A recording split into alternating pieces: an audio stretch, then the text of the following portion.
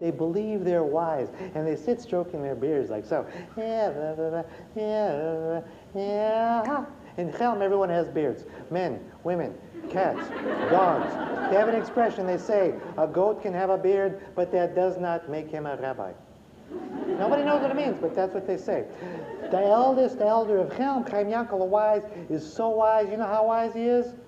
How wise is he? Pretty good. Let's try it again. You know how wise he is? It's funny you should ask. It's so wise that each night he goes to bed with 2 glasses by the side of his bed. One is a glass of water, and one is empty. And the people of Chelm wonder. Ready? Yeah, yeah, yeah. They say there must be some way to figure it out. It's a mystery. Finally, they come up with a brilliant plan. Ask him, Chaim Yankel? Yes? You're so wise. Why do you go to sleep each night with 2 glasses by the side of your bed? One with water, one empty. He says, that is so if I wake up in the middle of the night and I'm thirsty, I drink the glass of water. But if I wake up and I'm not thirsty, I drink the glass without water. The wisdom of Chelm. Now, the thing I love about the wisdom of Chelm is that it's like human nature. You have a day like it was, well, like it'll be tomorrow, maybe. They say tomorrow it might rain. But it was one of those days where it could sort of go either way. 2 Chelmites are walking along. One has an umbrella, one doesn't, right? It's a little gray overcast. Suddenly, thunder, lightning, the sky bursts open and down pours rain. And the one without the umbrella turns to the one with the umbrella and says, no, open up your umbrella, it's raining. And the one with the umbrella says, there's no point, it's full of holes. It lets the rain right through. He said, if it's full of holes, why did you bring it? He says, I didn't think it would rain.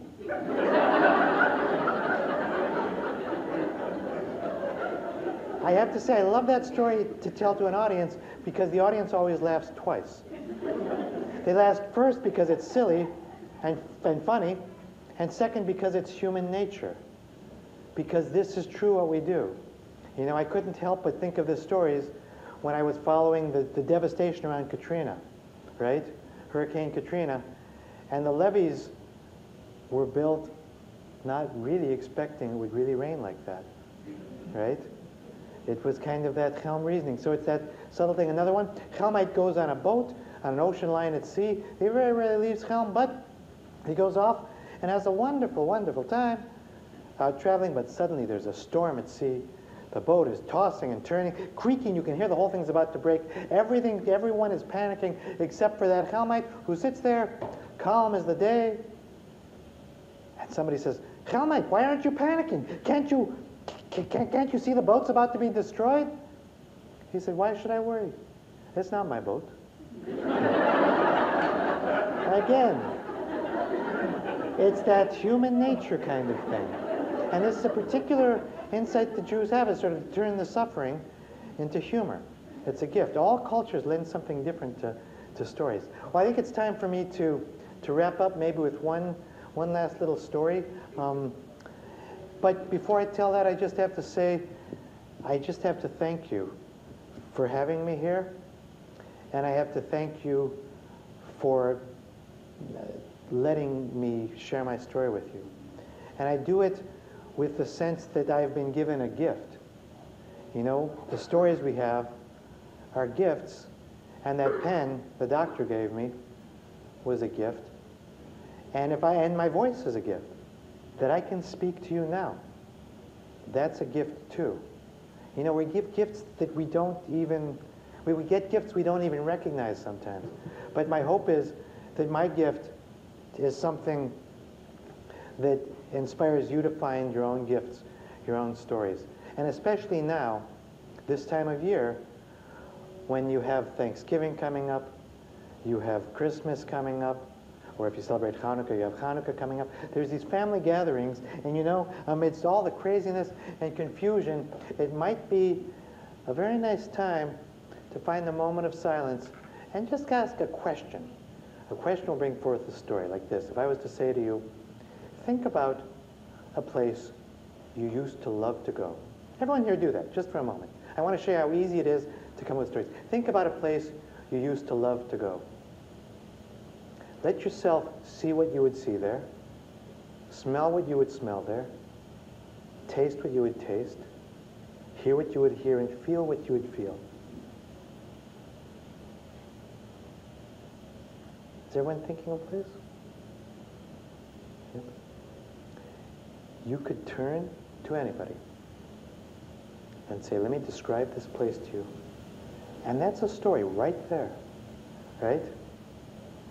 And these stories are the treasures that we have to pass on. You could say, think about a pet you used to have, or an animal you used to know.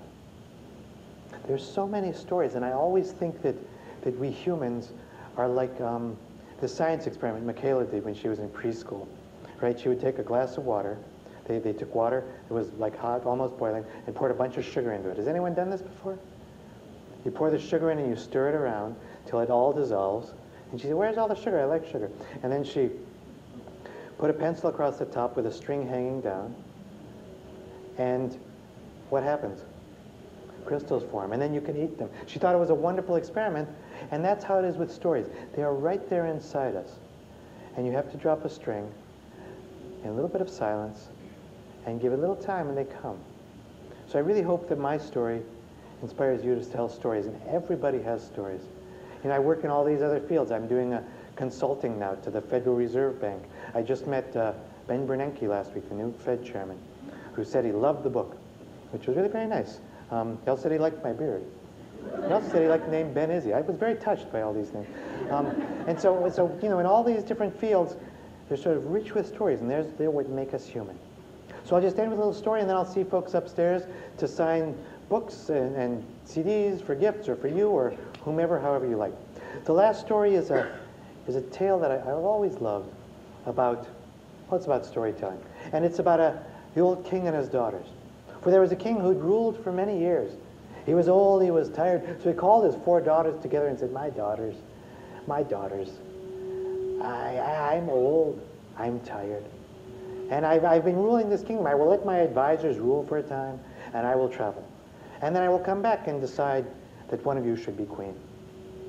The daughters nodded, okay. He said, before I go, I have something for you. And he reached into his pocket, and he pulled out 4 grains of rice and gave 1 to each.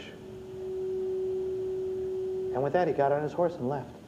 Well, the daughters didn't know what to do with this, but the oldest daughter looked at the grain of rice and said, I don't know why my father has given this to me, but it must be very valuable. So she went to the palace jeweler, said, make a box. I want it lined with velvet. I want it in glass, trimmed with gold, silver, platinum, and jewels, and I want that grain of rice sealed there. And she put it right there on a desk so she would see it every day. Now her second sister looked at this and said, this must be valuable. She hid it in her pocket. She climbed up to a shelf and placed it in the back in the corner. She said, this way someone can steal everything I have, but they won't take that. The third daughter said, a grain of rice? My father's a nut. He's going away for who knows how long. He gives me a grain of rice. She threw it in the garbage. She said, his eyes aren't that good now. They're not going to be any better when he comes back. You won't know the difference. And the fourth daughter, to be quite honest, didn't know what to do with it. And she sat there, picked it up, thinking about it, looking at it every day for the better part of a year. And the years went by. And it was 10 years later the old man returned. He told them of his travels and of his journeys. They spent the night talking, sharing stories. And then he said, and you, my daughters, do you have the grain of rice I gave you? The old said, yes, right here. And she went to her desk, carefully lifted up the box. And there in that box, on that velvet, she said, you see, there's the grain. I haven't touched it. Ah. And you? Second daughter said, yes. She ran to her closet.